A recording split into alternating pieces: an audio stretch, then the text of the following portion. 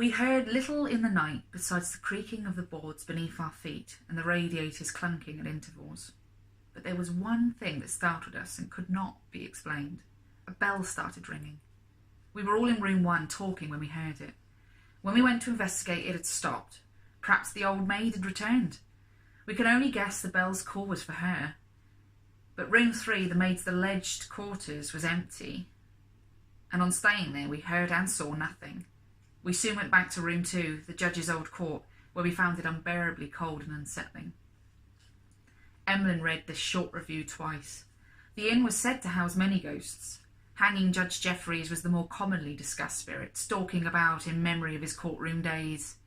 And then there were the men that Judge Jeffreys had sentenced to be hanged by the neck. They lingered too, apparently. The maid wasn't someone Emlyn knew a great deal about.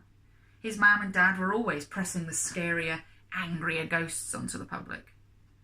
Though they were obviously aware of her, or they wouldn't have asked him to place a bell prop in room 3. Feeling almost embarrassed for using the internet to research his own home, he checked the available information on alleged ghosts and recorded deaths at the inn. There was plenty on the judge, even a creepy photo of a painting of him in his robes with brown, puffy hair.